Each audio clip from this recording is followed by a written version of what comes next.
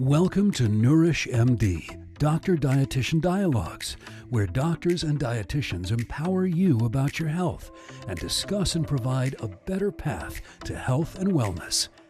Proudly presented by Concierge Medical Practice, Private Physicians Medical Associates, PPMA, with your host, registered dietitian and nutritionist, Meg Tancredi. Hi, everybody, and welcome to the Nourish MD podcast. I'm your host and registered dietitian, Meg Tancredi. And today we have a fabulous guest. Dr. Rebecca Sauer is on with us today.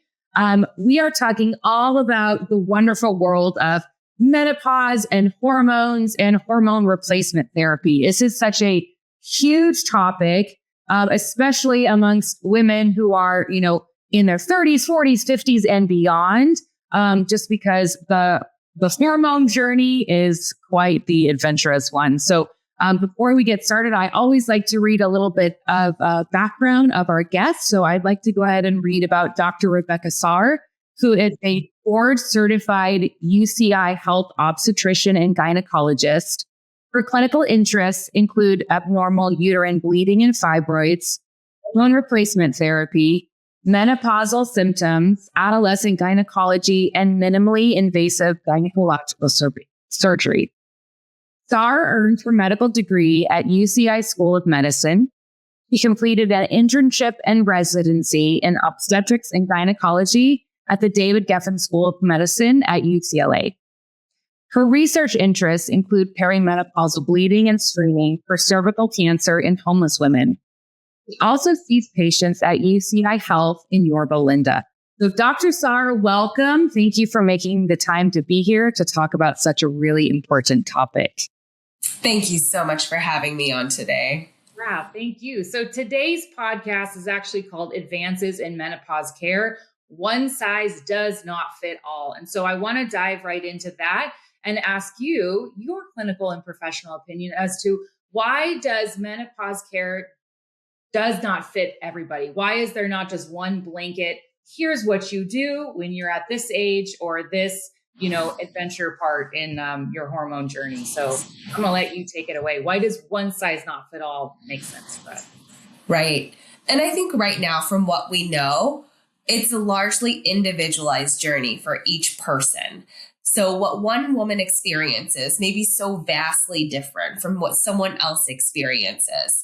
And it's so multifactorial in terms of what women are experiencing as they enter their late 30s or they're in their 40s and 50s in this time of life. For a lot of women, not only are they going through a lot of changes hormonally in perimenopause, but oftentimes they're the primary decision makers in their household. There are points in their careers where they're very successful, hardworking, they're caregivers for children or aging parents, and frankly, juggling a lot.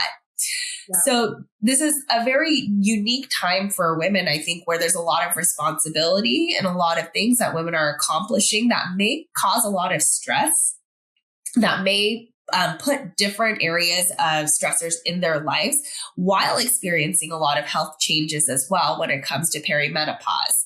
We do see some common symptoms, like women do experience vasomotor symptoms. Up to 80% women in perimenopause will have hot flashes and some sleep disturbances, but not necessarily. If you look, there may be some ethnic differences in terms of symptoms that women experience predominantly. And even studies have shown that it's not feeling like myself. So this kind of unnamed sensation of just not feeling like themselves as well. And just taking that seriously and being able to figure out what that means for that particular patient is really important. So I think it's really important also just looking at someone's health history and what they may be at risk at. Are they at risk of bone health? Are they at risk of different metabolic diseases or different cancers with respect to their family history and own personal health? That's why we just got to really individualize midlife and menopause care, because women spend a third of their life after menopause. So we have to make you healthy to be able to live that life with fullness, with longevity, with happiness. So really, I think making an individual approach is really important. Yeah, absolutely. I want to ask you a little bit more about the typical symptoms. I mean, we hear this all the time, right? Hot flashes, you don't sleep, and brain fog. And it's such a joy when you have to try to like go to work or have, social connections or whatever it is, live your normal life. What are some of the other symptoms? I know you said, you might not feel like yourself. So can you go into a little bit more detail about that? Yeah, absolutely. So when we looked at this study that this not feeling like myself, when the researchers parsed it out, it seems to be more mood connected. So there's like a subset of women who experience more like rage or irritability, for lack of a better term. But there are some mood changes that are more predominantly just shortness, irritability. There's one that's more anxiety predominant. And then also kind of depressive symptoms too, sadness, low energy, fatigue. So we do see a predominance of also mood disorders happening in perimenopause, whether you've had a history of mood disorder or not. Kind of like how there's a lot of hormonal changes for women in postpartum and postpartum anxiety and depression. Yeah. Similarly with midlife, it's a window of vulnerability for women. Muscle pains, joint aches and pains are also very common. It's hard because women also are at a higher risk of certain medical conditions compared to men, autoimmune, rheumatologic being one of them. So hard to tease out what is what, but we do see joint and muscle pains also arising in perimenopause, particularly in Asian American patients. That may be actually their predominant concern or complaint. Genitourinary symptoms also start to precede menopause, bladder symptoms. These are symptoms that a lot of women are really reluctant to talk about too, because it can feel like something's wrong with them, something's wrong with their body, when it's actually just a reflection of the changing hormonal milieu. Let's see. And then those are probably our most common ones that we see. But honestly, if you look at any symptom, there's probably some possible correlation with hormone. Like we're seeing in our ear, nose, and throat literature, the specialists are seeing like ringing of ears or ear itchiness, visual changes associated with hormones with our ophthalmologist. So really from head to toe, there is, I think, a possibility or a plausibility that hormones could be contributing to some symptoms. Okay. So and it's funny, I'm like, what are the symptoms? And it seems like, oh, here's 100 off the top of your head, right? So would you think, this is what came to my mind, if you're someone listening to this and you hear those symptoms and a lot of those, sound like you, is it a good idea to like track those and talk with your regular, PCP or, Yes. Yeah, because I know like in doctor's visits, it's not always, you get an hour or you get a long time, right? So how would you be able to say, hey, here are all the things I have. It might be this. Do you wait for the doctor to ask you? Like, what should that look like? Oh, that is such a good question, Meg. And I think honestly, at this point in time, those of us in traditional medicine have really not met the needs of our perimenopausal patients. We are behind the 8 ball, and I think many of us are catching up and learning. But until then, I think it is still so important for women to advocate for themselves. Like if you are not feeling like yourself, trust your body, know your symptoms, like talk for yourself. If your doctor's not listening, which might happen, unfortunately, find someone that you trust and is listening to you. Tracking symptoms and what like onsets triggers, I think can be really helpful. One big caveat is that although menopause and perimenopause can cause so many symptoms from head to toe, it isn't necessarily 100% the issue or cause. And it's also important because women are at risk of, so many unique health risks, whether it's bone health, osteoporosis, a higher risk of dementia and Alzheimer's, a higher risk of like cardiovascular disease and heart attacks, that if you're, 45 and having palpitations, it might be menopause related and very much influenced, but also still important to see your heart doctor and get that heart symptom evaluated. We don't really have good blood work or tests that say, yes, this symptom is 100% menopause. So essentially what we have to do is make sure that it's not something that is related to a primary medical condition. For instance, like thyroid disorder affects 1 in 10 women by the time they're 40s and 50s and mimic a lot of symptoms in perimenopause. Yeah. So make sure that that's not causing, because that is treatable in a different way before we're like, okay, it is actually in fact perimenopause. So I think the conversation and tracking of symptoms is really critical. Yeah, absolutely. So I know you said there's not a blood test that says, yes, you are in perimenopause or you are in menopause. But you do check, certain hormonal levels blood wise, right? So, anything beyond just like the standard, like progesterone, testosterone, estradiol, or estrogen levels? So I think in terms of, first, the blood work, just to make sure there isn't something else going on. So in general, for a lot of people who are following up their primary care doctors, like usually they've been screened for anemia, making sure they're not like iron deficient or deficient in different micronutrients, because those are going to manifest as fatigue, brain fog as well. Yeah. That hormone therapy or treatment of menopause symptoms are not necessarily going to fix. Thyroid disorder as well. So these are some basic ones that we don't necessarily do routinely, but based off targeted symptoms, maybe evaluating for. In terms of the hormonal blood levels, particularly for those who are not yet in menopause, the hormone levels can fluctuate so much. And I think that's what really triggers many of the symptoms of perimenopause. So it's like, depending on the hour or the day, the values can be so disparate. But it doesn't mean that you are not in perimenopause. Yeah. It's just the actual fluctuation is what really defines perimenopause as opposed to a single value. I think there are some limited cases where blood work can be really helpful, especially in people who've had a hysterectomy. So we're not able to track menstrual cycles, or people are not responding to certain therapies, and blood work can be really helpful. But because menopause is such a broad condition with variable symptomatology, someone might feel completely fine in themselves and someone might be completely not like themselves, but their blood work will look the same. So we don't have like a target value like we do for diabetes, for instance, where it's like it's healthier if your blood levels are XYZ. It's not so much. We don't have that kind of threshold for hormones. Okay.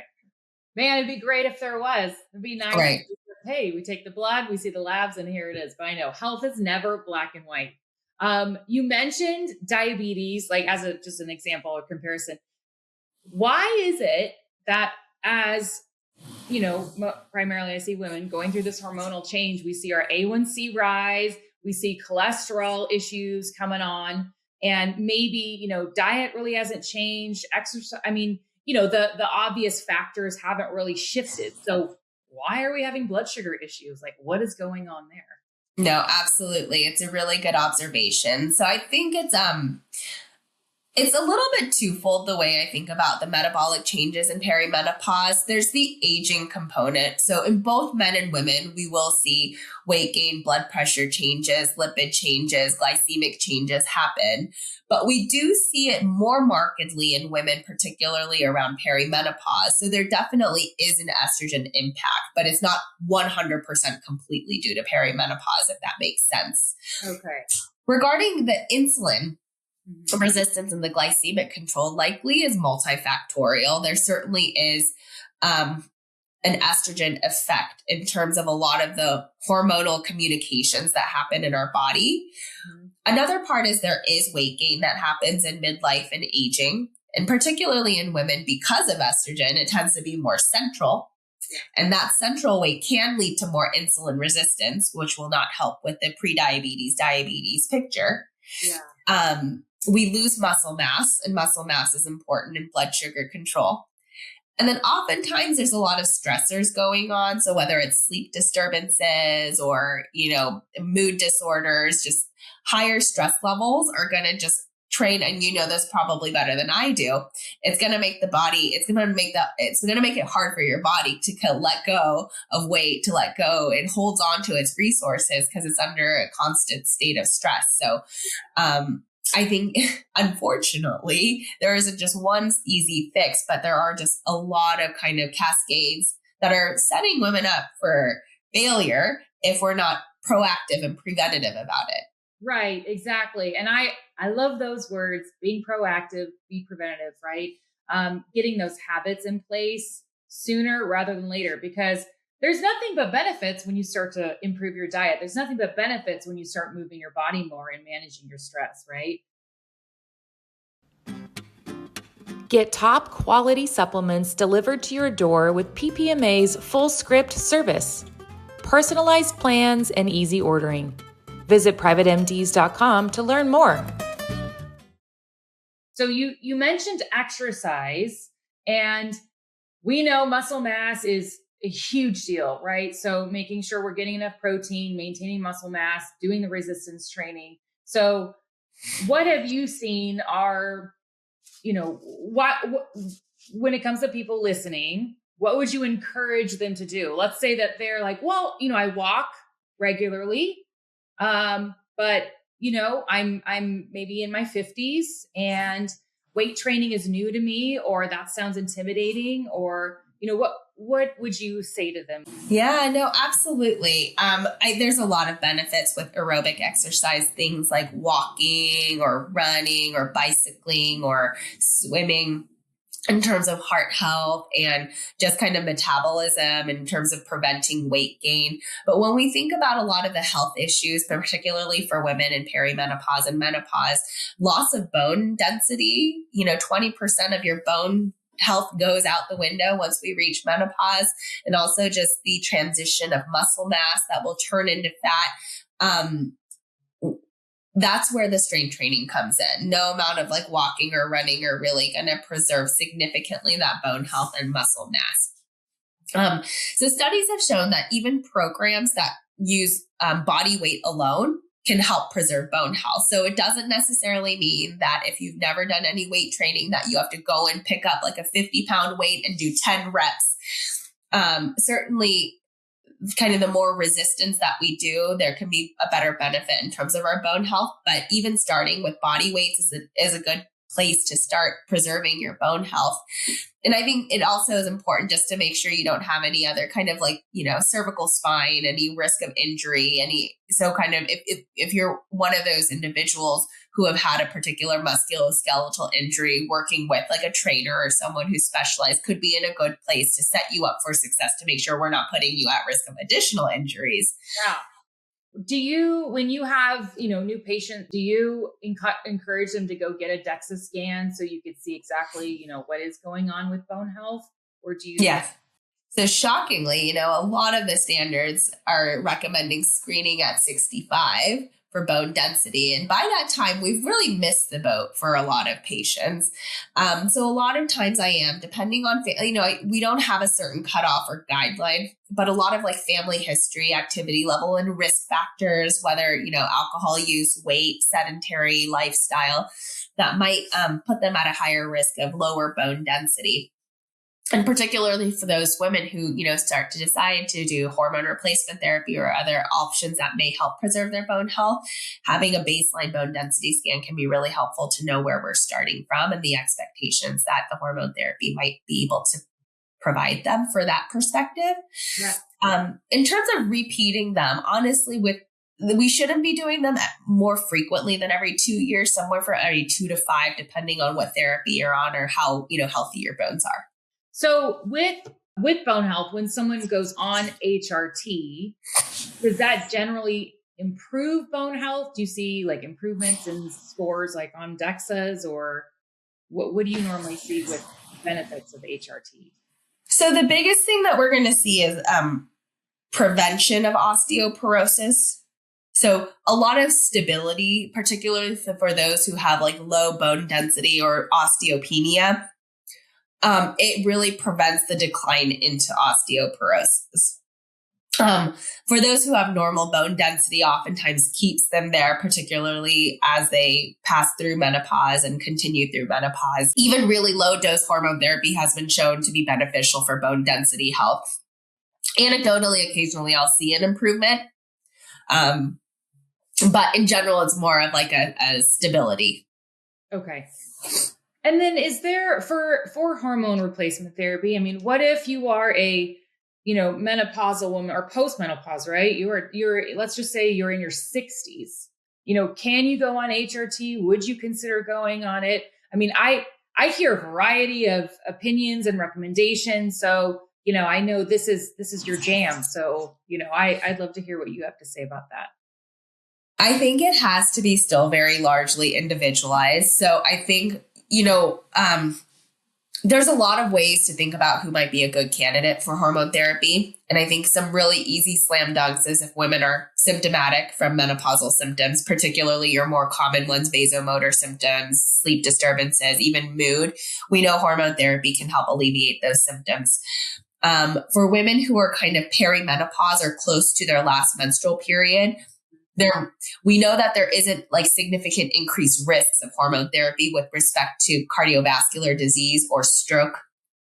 And there may be cardiovascular benefits. There may be some neurocognitive benefits that happen long-term when we do it in that window of what we call perimenopause, and just recently in menopause, about 3 or 5 years since your last menstrual period. Mm-hmm.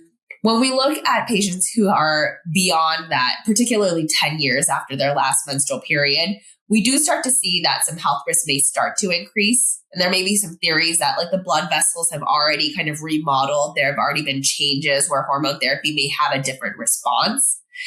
So in terms of like neurocognitive benefits, things like dementia prevention or, heart attack prevention, we do not see those for women who initiate hormone therapy, and it's been several years since their last menstrual period. And there may be an increased risk of things like stroke. So it's kind of like looking at the person and what the primary concern is. Now, I do have patients in their 60s and even 70s, but it's a very small minority on hormone therapy because we have to kind of weigh the risks and benefits of what it may be doing to your health. Mm-hmm. For someone who is at an extremely high risk of osteoporosis with a strong family history or other medical reasons that are predisposing them, and they're otherwise healthy from like a cardiovascular and brain standpoint, it might be beneficial to either, keep them on hormone therapy. Initiating hormone therapy, I think, is always the bigger question on when we have someone who is remote from their last menstrual period, and particularly not having a lot of symptoms of menopause, what the benefit of hormone therapy may be offering this person. Okay. One of the symptoms I do hear that comes up regularly is frozen shoulder. Does this have to do with low estrogen? Because I understand estrogen receptor sites are all over the body. Yes. Yes. So I hear a lot of times women specifically are like, hey, I cannot move my shoulder. Like I can't even do this. So what is going on there? Yeah, no, certainly there is an association with perimenopause and musculoskeletal, particularly frozen shoulder. So we are seeing that the prevalence or the incidence of this happening along perimenopause is higher in women. And there may be some benefit with some musculoskeletal issues and treatments like hormone therapy in terms of alleviating some of the symptomatology for that. Again, still probably multidisciplinary in terms of PT and other exercises to work through it, but it's not isolated to just like an orthopedic issue. Right. Okay. Yeah.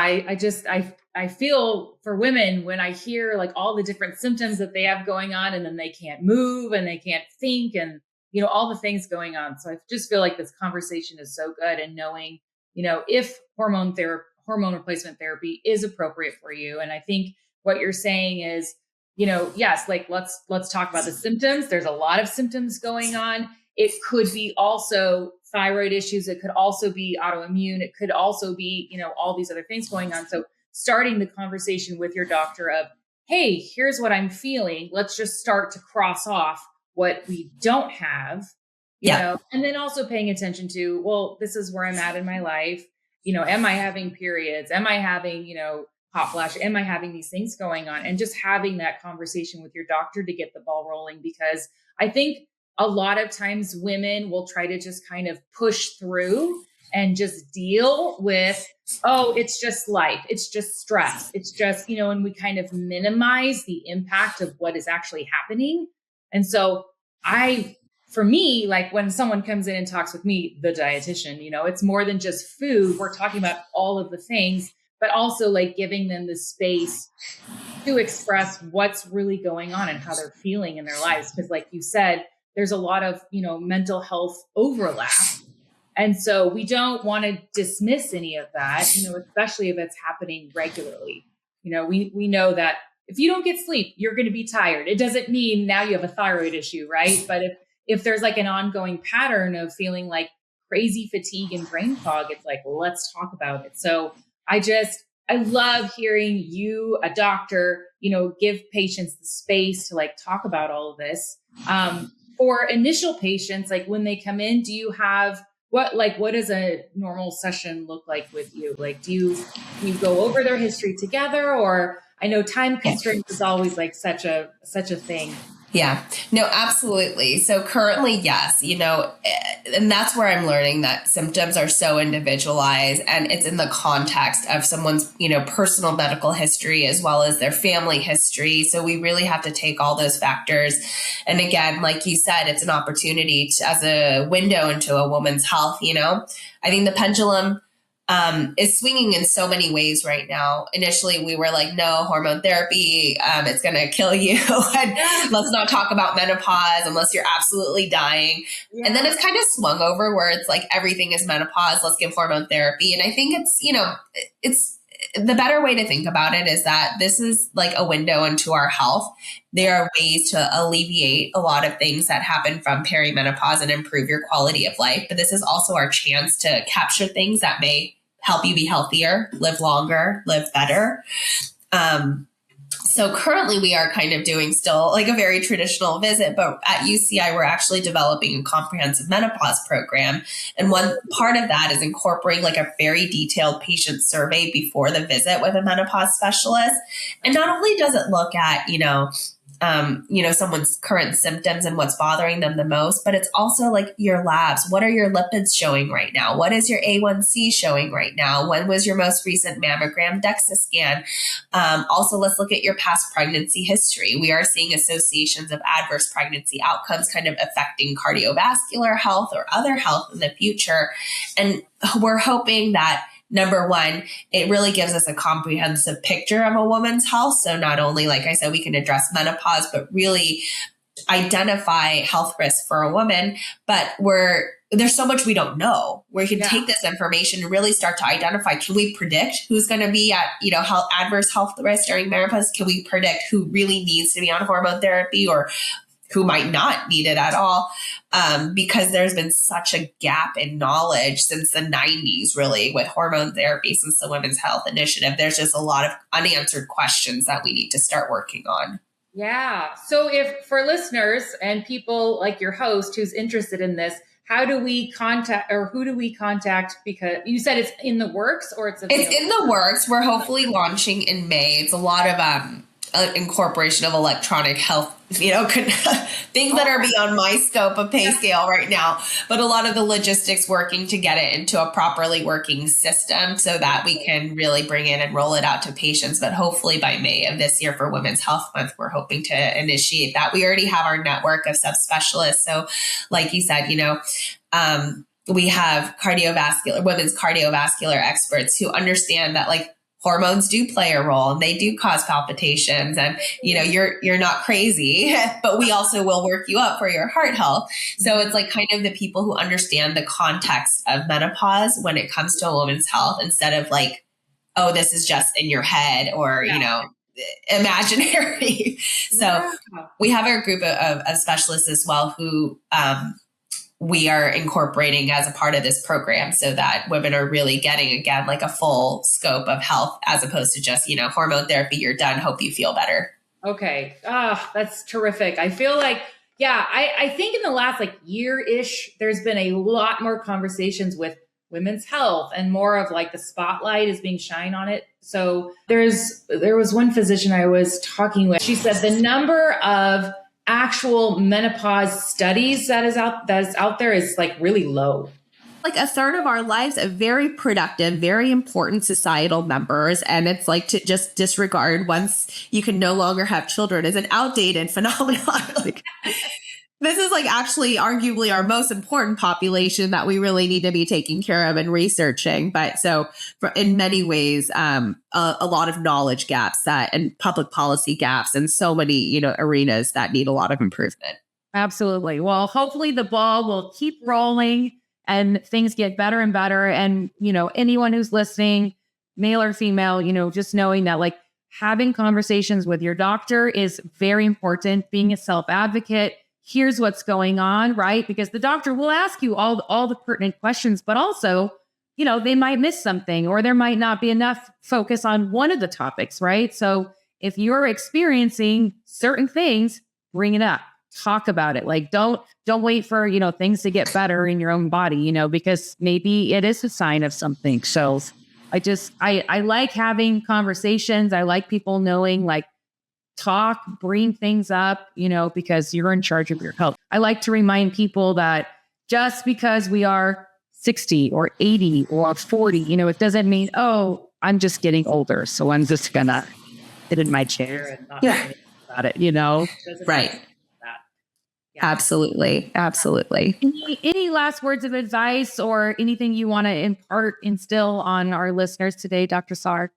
I think you summarized it so nicely. I think the biggest thing I've learned in the past, particularly like 6 to 8 years that I've been doing much more menopause care, is that everyone is so different that you are the best judge of what you're experiencing. So advocate for yourself. Trust your body. It's telling you something, and just be okay to talk about it. We're here to help. And I think, you are the best judge of your own body. So do trust that. Yeah. Awesome. Well, one last thing. I asked you before we started recording, if you could just, I know, was it Friday was the women's health? Oh, yes. Was there any highlights that came from that?